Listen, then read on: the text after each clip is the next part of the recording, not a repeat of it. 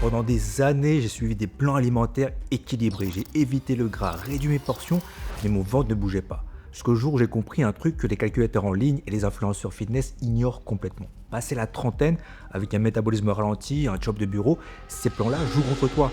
En appliquant les 3 étapes que je vais te montrer, j'ai enfin perdu ce ventre tenace. Ça fait bien 10 ans maintenant, j'ai 41 ans et j'ai jamais été dans une meilleure forme. Et c'est avec ces 3 étapes que j'ai transformé plus de 500 clients qui pensaient avoir un métabolisme cassé. Dans cette vidéo, je vais t'expliquer comment créer le plan alimentaire parfait pour perdre le ventre durablement malgré un métabolisme lent. Regarde bien car si tu rates ces étapes, tu risques juste de fatiguer ton corps, créer des carences et pire, confirmer que rien ne marche pour toi. Donc on va t'éviter ça maintenant. Un bon rééquilibrage commence toujours par cette première étape cruciale mais que la plupart des gens ratent et c'est pour ça qu'ils échouent avant même de commencer. Il s'agit de définir son objectif de façon réaliste. Et pourquoi je dis que c'est crucial? Parce que la plupart des gens sont plus intéressés par quoi manger, quoi éviter, s'il faut faire des jeûnes, mais on oublie la base. Évaluer sa situation de façon réaliste et définir un objectif cohérent. Parce que tu ne peux pas avoir un plan alimentaire cohérent si tu n'as pas un objectif cohérent. Et ça, tu vois, je l'ai appris à mes dépens. Je me souviens d'un été, il fait 30 degrés, je suis collé à ma chaise, mon jean me scie la taille et sur mon t-shirt tout collant, je sens ce gros bourrelet qui déborde de la ceinture. Je me dis trop, c'est trop. Je commence 1 heure de sport par jour après 1 an d'inactivité. Un régime à base de légumes vapeur et de salade. Je suis ultra motivé. Alors au début, je suis très content parce que les premiers kilos partent super vite. Mais 2 semaines après, des projets à finir en urgence, le stress, la fatigue. Et là, je lâche un peu. Et puis, complètement. Et ce cycle infernal, je l'ai fait des années. Le problème, c'était pas le manque de motivation, c'est juste que je partais avec le mauvais objectif en tête. J'essayais de courir un marathon comme un sprint. Et très vite, je m'essoufflais, puis j'abandonnais jusqu'à la prochaine fois. Pour éviter ça, j'ai découvert un truc très simple. Il faut juste se poser une question que presque tout le monde ignore au début, mais qui est pourtant déterminante pour ton succès. Cette question, c'est la suivante. Quel rythme je peux vraiment tenir pendant les 3 prochaines années? Pas 3 semaines, pas 3 mois, 3 ans. Alors je sais, ça fait peur, mais ça va te sortir de l'état d'esprit des régimes. Est-ce que tu te vois ne plus jamais manger de pizza ou de glace les 3 prochaines années? Combien de fois par semaine tu peux réellement faire du sport? Pas dans un monde parfait, mais avec ton boulot, tes enfants, tes contraintes. C'est à partir de ces réponses qu'on commence à dessiner une approche cohérente. Pas un plan copié sur Internet, mais un plan ancré dans ta réalité. Et c'est ça qui fait la différence. Parce qu'au lieu d'essayer de t'adapter à un régime, tu construis un plan qui correspond à ta vie. Maintenant qu'on sait d'où on part, on doit définir un objectif précis. Pas juste « Ah, j'aimerais manger plus sainement, perdre un peu de ventre ». Non, je te parle d'un objectif concret, mesurable et bien sûr limité dans le temps. Parce que sinon, le « je recommence lundi » devient 1 mois, puis 1 an, puis 5 ans. Combien d'années t'as perdu comme ça à force de te dire que tu recommencerais demain? Les objectifs que tu peux te fixer sont nombreux et variés. Ça peut aller de la simple perte de poids, la prise de muscle, améliorer la santé ou encore optimiser tes performances sportives. Tout est possible en fonction de ce que tu désires. Mais si tu ne suis pas ce que je vais t'expliquer maintenant, tu peux être certain que ton plan ne te donnera pas les meilleurs résultats possibles. Voilà de quoi il s'agit. Il faut clarifier et hiérarchiser tes objectifs. Alors si tu suis ma chaîne, il y a de grandes chances que tu sois plutôt intéressé par un mix de perdre le ventre, avoir la forme, la santé et développer une silhouette musclée mais pas bodybuildée. Donc on va partir sur ces 3 grands axes pour déterminer le plan alimentaire parfait. Mais pour y arriver, on doit définir un ordre de priorité parce que ça va impacter combien tu vas manger et le choix des aliments. Si ton but c'est d'abord de prendre du muscle, tu ne mangeras pas pareil que si ton but c'est d'abord de perdre la graisse. Donc partons du principe que c'est d'abord cette graisse du ventre qui t'agace, mais tu veux aussi retrouver la santé, avoir de l'énergie et en troisième position, développer une silhouette plus athlétique sur le moyen long terme, ce qui est tout à fait cohérent. Maintenant, il nous faut une limite dans le temps. Avec ces 3 objectifs en tête, on peut partir avec confiance sur une durée initiale de 3 à 4 mois. 3 mois, c'est assez long pour voir des résultats visibles, mais pas trop long pour perdre ta motivation ou freiner ton métabolisme. Maintenant, si tu veux voir du résultat et le voir rapidement, on doit être encore plus précis. Durant ces 3 mois, combien veux-tu perdre exactement? 5 kilos, 10 kilos, 15 kilos? D'ailleurs, que peut-on réellement espérer dans ce laps de temps de 3 mois? Alors si je me base sur mon expérience et toutes les personnes que j'ai accompagnées, tu peux envisager une perte entre 0,7% et 1,5% de ton poids de corps par semaine. En pratique, ça se traduit par cette grille de vitesse. Si tu as beaucoup de poids à perdre, un surpoids critique, tu peux partir sur 1 kg à 1,5 kg par semaine. Si tu as un surpoids persistant, si tu as quelques tailles de pantalon, compte 700 g à 1 kg par semaine. Et si tu es sur les derniers kilos tenaces, la petite couche sur le bas-ventre vise 400 à 700 g par semaine. On va prendre 3 cas réels pour t'illustrer ça. Sylvain, 39 ans, 105 kg pour 1m70, donc un surpoids critique, a perdu 20 kg sur les 3 premiers mois. Carla, situation similaire, a perdu 18,5 kg les 4 premiers mois. Christophe, surpoids modéré, 7 kg en 3 mois. Caroline, cas similaire, 7,5 kg. Cathy a perdu ses 6 derniers kilos en 3 mois.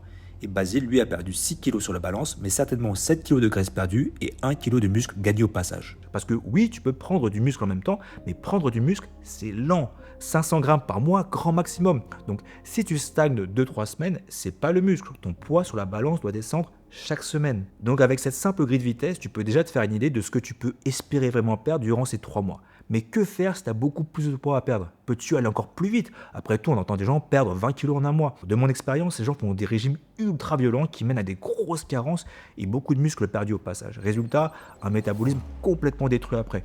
Donc si tu as beaucoup de poids à perdre, ne cherche pas à tout faire d'un coup et utilise le principe des camps de base. Imagine que tu grimpes l'Everest. Tu ne vas pas le faire d'une traite. Tu dois d'abord t'arrêter à des camps de base pour t'acclimater. Eh bien pour chaque 3 mois de perte de graisse, tu fais 1 mois de stabilisation. Ça te permet de relâcher la pression, d'avoir des objectifs paliers et surtout, tu déstresses ton organisme. Comme ça, tu repars avec un métabolisme plus fort. Tu peux aussi appliquer ce principe chaque semaine. Tu prends un jour où tu fais un mini break de stabilisation. Ça te permet en plus de ne pas mettre à l'écart ta vie sociale. Et grâce à ce rythme cyclique, tu tiens dans la durée. Parce qu'au lieu de lutter contre ton métabolisme, tu apprends à travailler avec lui. Maintenant, passons à l'étape la plus concrète et ce qui fait toute la différence avec un métabolisme lent. Quoi mettre exactement dans ton assiette pour perdre ce gras du ventre? Car si ton métabolisme tourne au ralenti, c'est probablement parce que tu manges à l'envers. Laisse-moi t'expliquer. Alors tu sais certainement que pour perdre la graisse, il faut créer un déficit calorique. Apporter moins d'énergie que ton corps a besoin pour l'obliger à puiser dans ses réserves. Tu vois, quand j'ai entendu ça, je me suis dit, c'est simple, je peux manger ce que je veux tant que ça rentre dans mon total. Donc j'ai pris une nappe et j'ai ajouté mes aliments favoris, de façon équilibrée.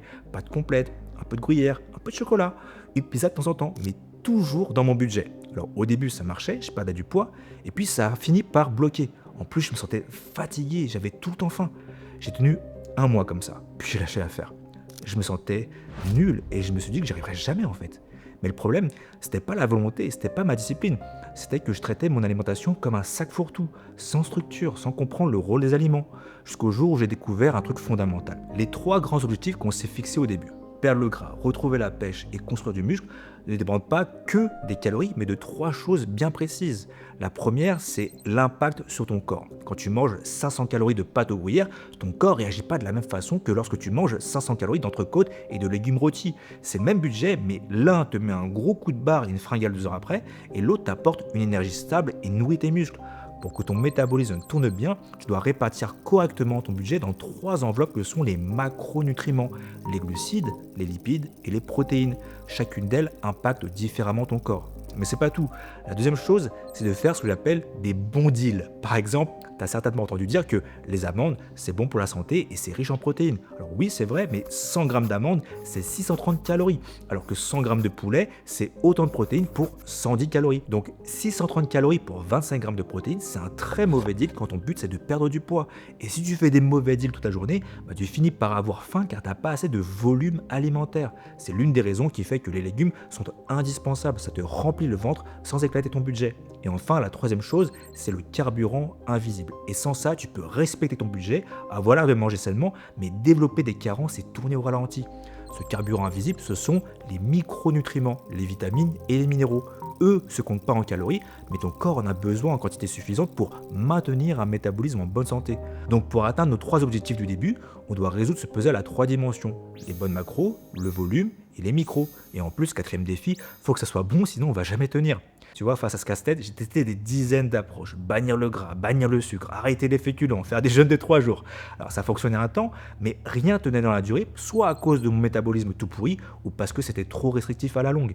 Et c'est à force de peaufiner que j'ai créé une méthode qui résout ces 4 problèmes d'un coup. C'est ce qui m'a permis de perdre le gras du ventre définitivement et d'avoir à 40 ans passés un style de vie agréable et amincissant.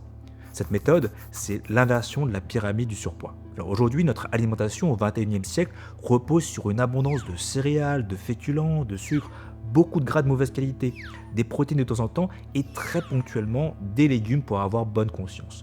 Les dernières études sont unanimes, on est de plus en plus gros et de plus en plus malade. Et le responsable, c'est cette pyramide du surpoids. Pour relancer ton métabolisme et perdre le gras du ventre, il suffit simplement d'inverser cette pyramide. À la base, des légumes à volonté de toutes les couleurs, ça t'apporte les vitamines, les minéraux, les fibres et du volume pour peu de calories.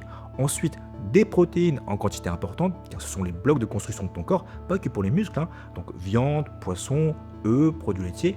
Pour prendre du muscle, vise 1,5 à 1,8 g par kilo de poids de corps. Donc si tu pèses 90 kg, ça fait 150 g de protéines par jour. Et attention, 150 g de protéines, c'est pas 150 g de poulet. Ensuite, tu veux des bonnes graisses en quantité modérée. Elles sont essentielles pour tes hormones.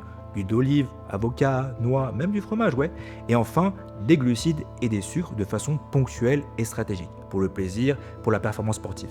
Ça, c'est ce que j'appelle les recettes brûleuses de graisse. Concrètement, tu blindes ton assiette de légumes, au moins la moitié, tu ajoutes une généreuse portion de protéines, et tu n'hésites pas à mettre du bon gras pour cuisiner, même du fromage fondu.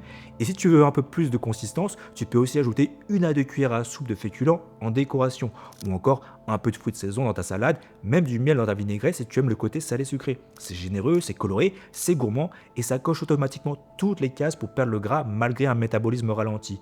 Les macros en proportion adéquate, du volume alimentaire et une abondance de micros. Mais attends, voici le truc pour un métabolisme qui carbure et pour te faire plaisir encore plus.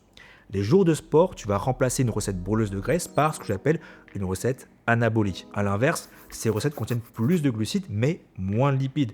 C'est là que tu vas pouvoir manger ton plat préféré de pâtes bolo, ton kebab maison ou bien un généreux burger dans mon cas par exemple. Quand tu manges les aliments sucrés et les féculents autour de ta séance de sport, l'insuline transporte tous ces sucres et protéines directement dans tes muscles. Et vu que c'est faible en lipides, tu minimises le stockage en graisse. Est-ce que tu vois la magie de cette méthode? Les jours de sport, ton corps apprend à utiliser le métabolisme des sucres pour tes muscles et le reste du temps, ton corps utilise le métabolisme des graisses et apprend à s'en servir comme carburant.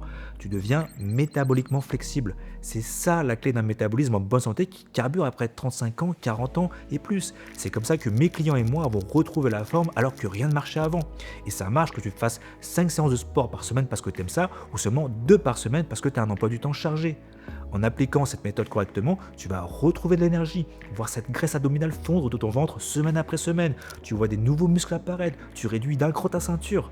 Mais il y a un truc que beaucoup de gens ne comprennent pas et après ils n'ont pas de résultats et ils se demandent pourquoi ça marche pas. Tu vois, à l'époque où je proposais encore des programmes sans suivi, je me suis aperçu que c'était parfois la loterie. Certains appliquent parfaitement et ont des super résultats, alors que d'autres pensent bien faire mais stagnent.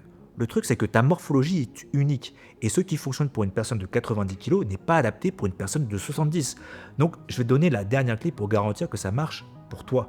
La troisième étape, c'est d'établir des repères caloriques. Alors, je sais, le mot calorie fait peur, mais ici, on va pas compter pour se frustrer. On va juste créer des repères pour te libérer. Et tu vas voir, ça prend 5 secondes. La première chose, c'est de connaître un chiffre important qui est ton apport de maintenance, c'est-à-dire la quantité que tu peux manger sans prendre de poids ni en perdre.